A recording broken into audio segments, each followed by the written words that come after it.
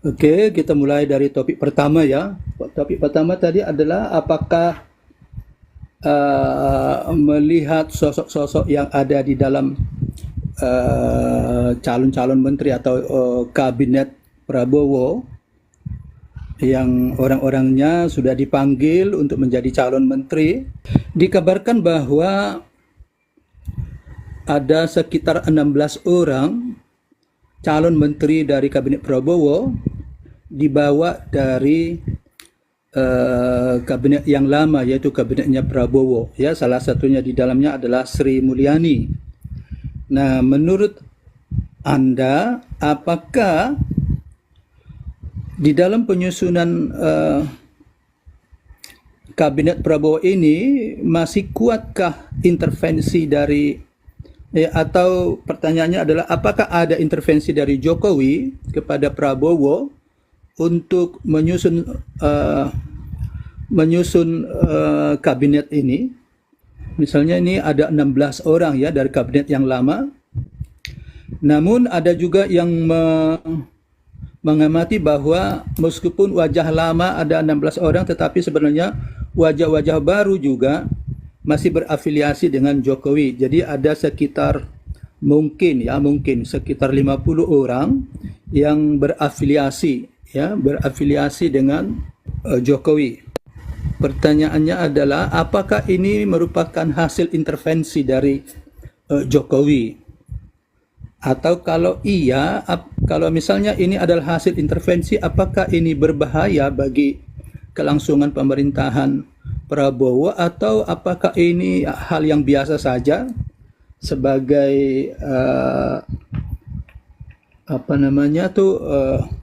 yang satu koalisi ya? Kita tahu bahwa peranan Jokowi dalam keberhasilan Prabowo terpilih menjadi presiden tidak kecil ya.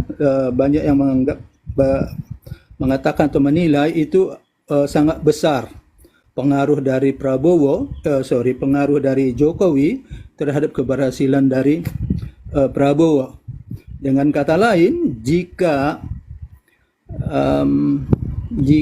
Jokowi memberikan masukan kepada Prabowo dalam hal penyusunan kabinet adalah hal yang lumrah ya. Atau apakah memang ini tidak lumrah, bukan tidak lumrah tapi tidak efektif bagi Prabowo? Silakan berikan pendapat Anda. Nah, itu adalah dua pendapat ya di masyarakat yang mengatakan bahwa Jokowi masih kuat ya pengaruhnya di dalam pemerintahan Prabowo dan terlihat dalam penyusunan kabinet ini ya. Tetapi ada juga yang mengatakan bahwa karena penyusunan kabinet adalah hak prerogatif presiden, maka boleh dikatakan wajar-wajar saja jika Prabowo memilih apakah itu orang lama atau orang baru. Apalagi mengingat Prabowo juga salah satu menteri di kabinet Jokowi, sehingga pasti dapat dikatakan bahwa Prabowo banyak mengenal menteri-menteri yang lama, sehingga tidak mengherankan apabila beliau juga memilih dari yang lama ya. Misalnya ada Sri Mulyani, ada Erick Thohir dan sebagainya. Dan perlu juga dipertanyakan apakah dasar ya jika Prabowo memilih mereka itu secara independen, apa kira-kira dasar Prabowo memilih mereka kembali? Misalnya memilih Erick Thohir misalnya, apa dasarnya? Apakah karena prestasinya atau apa? Kalau misalnya karena prestasinya, kira-kira apa prestasi yang ditorehkan oleh Erick Thohir selama dia menjadi salah satu menteri di kabinetnya Jokowi? Dan demikian juga dengan yang lain. Kalau Sri Mulyani, mungkin ada banyak yang berpikir bahwa Sri Mulyani memang berprestasi Terlihat misalnya pada saat Indonesia diterpa pandemi COVID-19, perekonomian kita ini atau aktivitas ekonomi cukup anjlok, ya, bukan cukup lagi tapi sangat anjlok. Tetapi berdasarkan beberapa penilaian, Sri Mulyani berhasil katakanlah mempertahankan, ya, perekonomian Indonesia semaksimal mungkin sehingga tidak sampai kolaps. Karena banyak orang memperkirakan bahwa ketika pandemi 19 terjadi, banyak memperkirakan bahwa ekonomi Indonesia akan kolaps, ya.